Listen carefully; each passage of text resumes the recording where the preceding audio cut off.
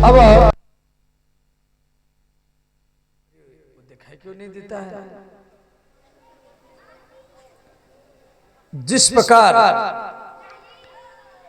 दूध में, जिस प्रकार दूध में घी है, दूध में घी है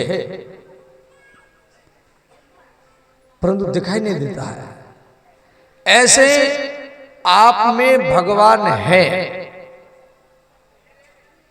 वो दिखाई नहीं देता है। और दूध से दीपक नहीं जलेगा, दूध से आरती भी नहीं होगी। दूध में हवन करेंगे तो हवन का कुंड बुझ जाएगा, आरती भी बुझ जाएगा। कि दूध से कैसे हवन होगा? आगे जलेगा नहीं।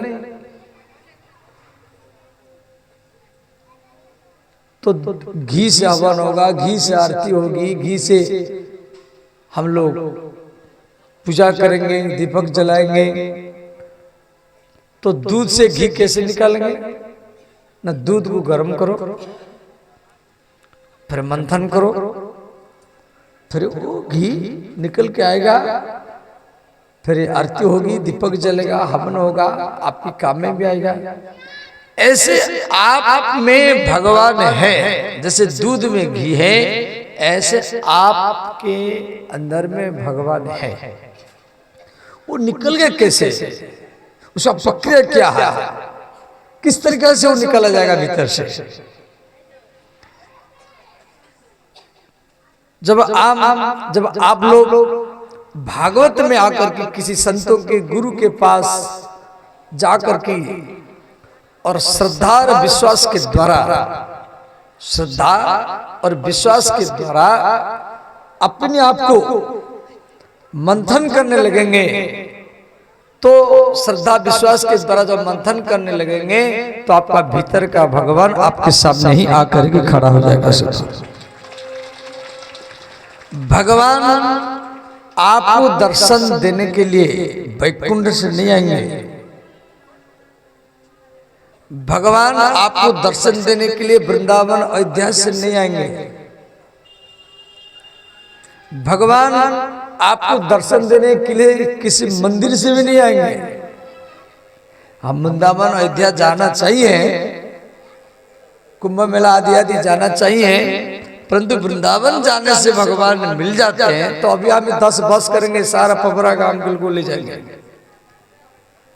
चलो, हाँ जाना चाहिए, भगवान के लीला स्थलीय दर्शन करना चाहिए। परंतु भगवान स्वयं भागवत में बोले हैं, तासम आविर्भूत सौरी भगवान ईश्वरम हरि। भगवान स्वयं बोले हैं, मैं भक्त के हृदय से प्रकट होता हूं। और गोस्वामी तुलसीदास जी रामचरितमानस में बोले हैं, याभ्यम बिना न पश्यन्ति सिद्धा स्व अंतस्थ ईश्वरम भवानी शंकरो वंदे श्रद्धा विश्वास रूपिणम याभ्यम बिना न पश्यन्ति सिद्धा स्व अंतस्थ ईश्वरम। ध्यान देना। और ये श्लोक आप सबको याद है, रामचरितमानस का श्लोक। श्रद्धा विश्वास रूपिणम याभ्याम बिना न पश्यन्ति, माने श्रद्धा विश्वास के बिना स्व अंतस्थ ईश्वरम। अंतस्थ, अंत माने भीतर, स्थित ईश्वर माने भगवान। अच्छा, बहुत व्यक्ति क्या करते हैं, वो बाहर में ढूंढते ढूंढते जिंदगी बिता देते हैं, अंतिम में बूढ़े हो जाते हैं, मर जाते हैं। और कई जन्म बीत गया, बाहर में ढूंढते ढूंढते कई जन्म बीत गया, एक जन्म नहीं कई जन्म बीत चुका है। अब आपको भीतर में ढूंढा है, जहां है उसी जगह में ढूंढना है। स्वयं रामचरितमानस में ये बात दिया गया है, जब रावण हमला किया, देवताओं को सताया, ऋषि मुनि को सताया, तो सारा देवता लोग को मने विचार किए कहां जाने से भगवान मिलेंगे। वैकुंठ जाएंगे, चलो वहां भगवान मिलेंगे।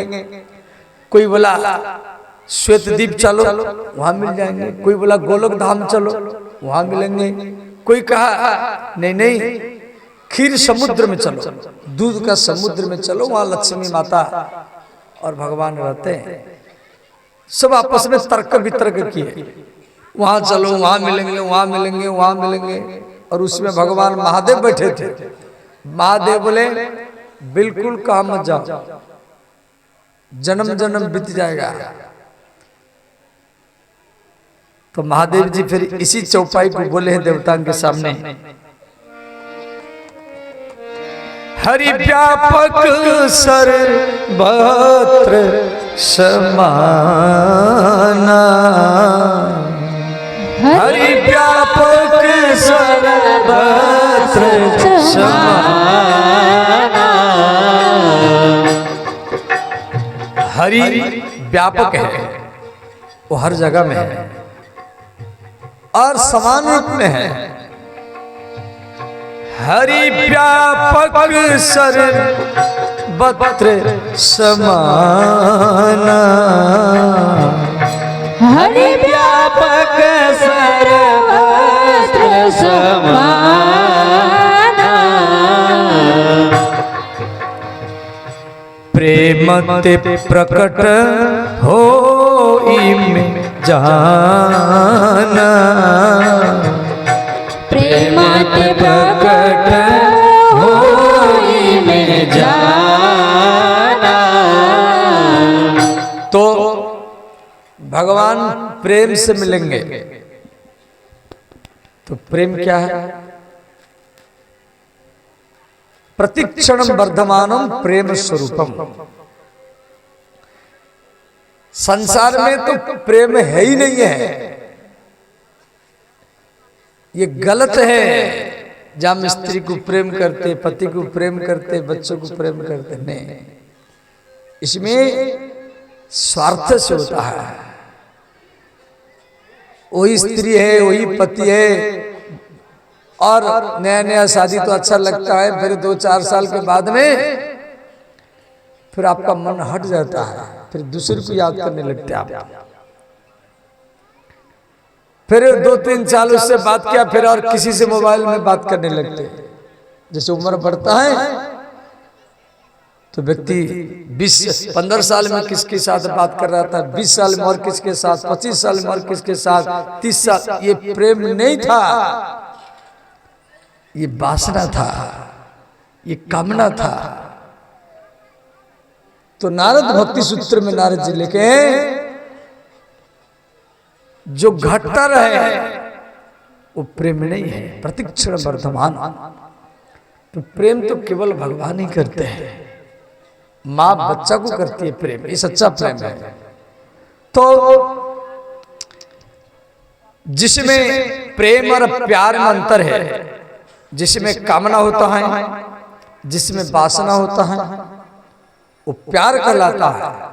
जिसमें कामना नहीं, वासना नहीं, सिर्फ उपासना है, वो प्रेम ही कहलाता है सदा। और वो हरदम बढ़ता रहेगा, व्याकुल हो जाएगा। तो श्री भगवान व्यास को नारद जी बोले, आप भागवत महापुराण रचना कीजिए, तब आपके मन के दुख जाएगा। तो व्यास जी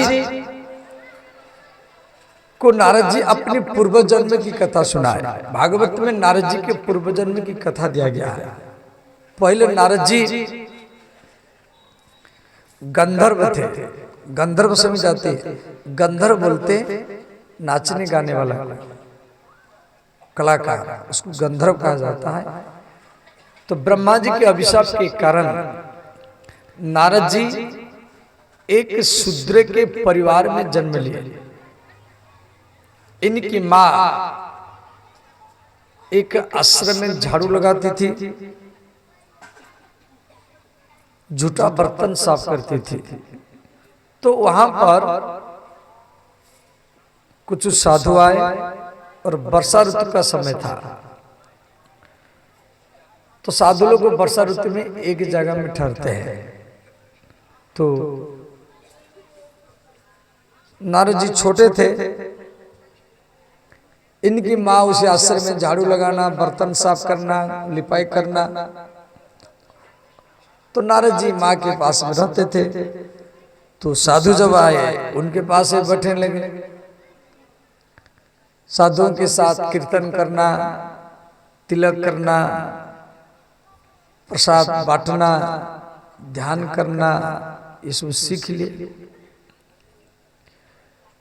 देखो, आप जिसके पास बैठेंगे उसकी गुण आपके पास आ जाएगा। आप मदिरा पीने वाले के पास बैठो, आपके मन में भी मदिरा पीने की इच्छा होगी। ताश खेलने वालों के पास आप बैठो, जब 4 व्यक्ति ताश खेल रहे हैं तो पहले व्यक्ति बैठेगा, अगल बगल में देखेगा, फिर धीरे धीरे खेलेगा। ताश खेलने वालों के पास बैठेंगे तो आप भी ताश खेलेंगे।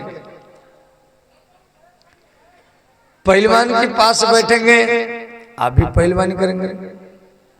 वकील के पास बैठेंगे तो आप भी वकीलाती करेंगे।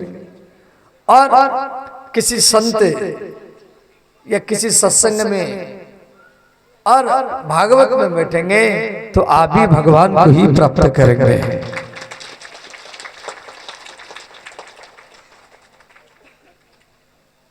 तो नारद जी के अंदर में गुण आ गया। अब साधु लोग को चले गए तो नारद जी को अच्छा नहीं लगा। जैसे कोई बेटी जब ससुराल को चली जाती है, कोई बेटी ससुराल को चली जाती है, कई दिन तक माता पिता का मन नहीं लगता है, घर खाली खाली लगता है। कोई पुत्र माँ के शरीर को या पिता के शरीर को जला करके घर में आता है तो उसको घर भी अच्छा नहीं लगता है। और दुर्गा पूजा में या सरस्वती पूजा में आप पूजा किया, फिर सरस्वती माता को या दुर्गा मैया को गंडक नदी में विसर्जन कर दिया, फिर जब आप घर में मोहल्ला में आते हैं तो मोहल्ला भी अच्छा नहीं लगता है, खाली खाली लगता है। ऐसे ही कोई साधु के पास में आप रहे और आपको सत्संग का लाभ मिला तो साधु चला जाता है तो गाँव भी अच्छा नहीं लगता है। तो नारद जी को अच्छा नहीं लगा। साधुओं के पास में ये शालिग्राम का पूजा भी करने की तरीका सीख लिए थे। देखो, शालिग्राम भी कई प्रकार के हैं। शालिग्राम, जिस शालिग्राम में चक्र का चिन्ह हो उस शालिग्राम का नाम है नारायण शालिग्राम। जिस शालिग्राम में बाघ नक्खा का चिन्ह हो उस शालिग्राम का नाम है नरसिंह शालिग्राम। जिस शालिग्राम में धनुष का चिन्ह हो उस शालिग्राम का नाम है श्री राम शालिग्राम, अर्थात राम ही शालिग्राम के रूप में आपकी ठाकुरबाड़ी में, आपके मंदिर में है। जिस शालिग्राम में बंसी का चिन्ह हो उस शालिग्राम का नाम है श्री कृष्ण शालिग्राम। फारसा का चिन्ह हो तो परशुराम शालिग्राम, त्रिशूल का चिन्ह हो तो शंकर शालिग्राम, त्रिशूल चिन्ह और चक्र चिन्ह दोनों हो तो हरि हर, हरि माने विष्णु, हर माने शिव। आपके घर में ठाकुरबाड़ी में शालिग्राम हो तो आप पहचान कर लेना, नामकरण कर लेना। और शालिग्राम ये गंडक नदी जहां से निकली है, यही गंडक नदी जहां से निकली पुलस्त क्षेत्र से, बराह क्षेत्र से, वहां पर शालिग्राम शिला मिलते हैं। समझिए, अरुण गंडक नदी आपके बगल में है, परंतु इधर से तो पत्थर नहीं मिलता है, सब बालू बालू मिलता है। जहां से निकले वहीं पर मिलेगा। तो श्री नारद जी शालिग्राम पूजा करने की तरीका भी सीख लिए। तो साधु लोग को चले गए, तो नारद जी को अच्छा नहीं लगा।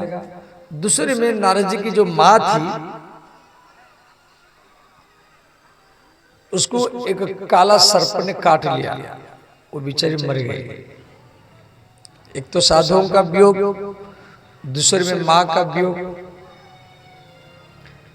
तो नारद जी को वैराग्य हुआ, वो घर दर छोड़ के चले गए, जाकर के हिमालय की तलहटी में तपस्या की।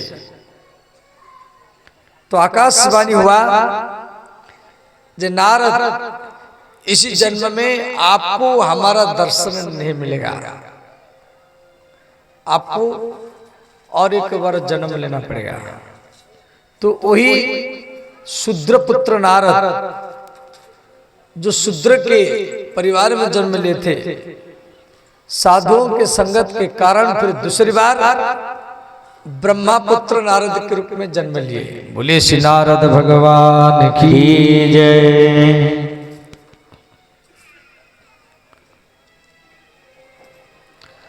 तो नारद जी को व्यास जी प्रश्न किए, जो आपके हाथ में जो वीणा है, वो वीणा आपको कहां से मिला? तो नारद जी बोले, मेरे हाथ में जो वीणा है, इसको मैं खरीद नहीं किया, इसको मैं हाथ में भी नहीं बनाया। देवदत्ता इमं वीणा,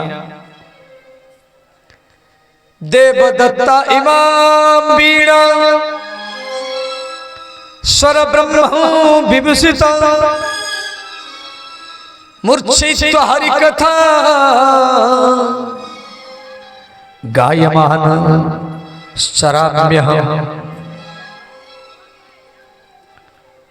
देवदत्ता इमाम वीणा, ध्यान देना, भगवान नारायण के द्वारा दिया गया ये वीणा, स्वर ब्रह्मम विभूषिताम। इसमें जो स्वर है, 7 स्वर है, सारे गामा पाधा निशा। सा माने सड़ज, सा का उत्पत्ति हुआ मोर के आवाज से, रे माने ऋषभ, रे का उत्पत्ति हुआ चातक पक्षी के आवाज से, सारे गा, गा माने गांधार, और गा का उत्पत्ति हुआ बकरा के आवाज से।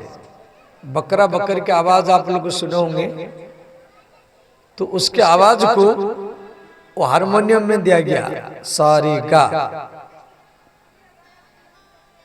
गांधारम वदति अजह, अज माने बकरा, सारे गा मा,